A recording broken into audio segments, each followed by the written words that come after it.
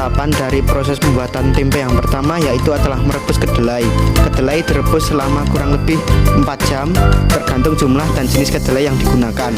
Proses ini bertujuan untuk melunakkan biji kedelai, memudahkan pengelupasan kulit ari, dan menghilangkan kotoran yang menempel.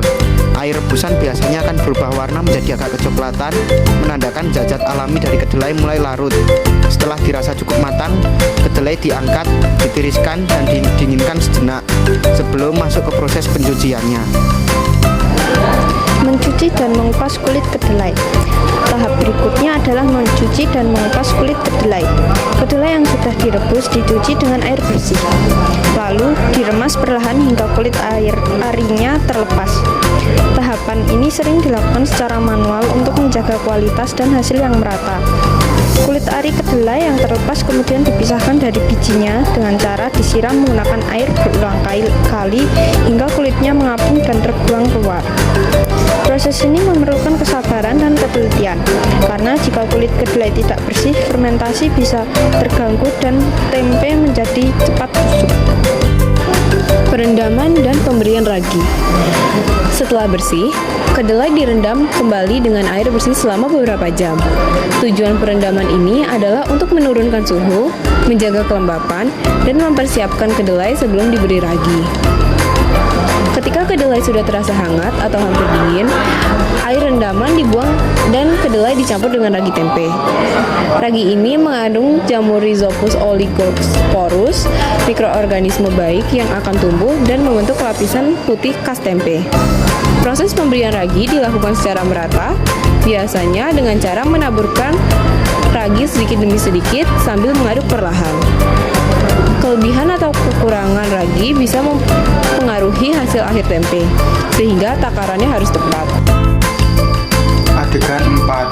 Penirisan dan pengeringan. Kedelai yang telah diberi ragi kemudian ditiriskan dan dikeringkan. Proses ini dilakukan agar kedelai tidak terlalu basah, karena kelembapan yang berlebihan dapat menyebabkan tempe lembek dan tidak tahan lama. Kedelai biasanya dibiarkan di tempat terbuka, diangin-anginkan hingga terasa agak kering saat disentuh. Tahapan ini sangat penting karena keseimbangan kadar air menjadi kunci utama dalam fermentasi tempe.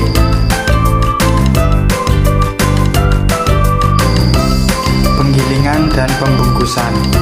Setelah cukup kering, kedelai digiling ringan agar lebih padat dan mudah dibentuk. Kemudian dilakukan proses pembungkusan. Ada 2 bahan yang biasa digunakan untuk membungkus tempe, yaitu plastik berlubang dan daun pisang.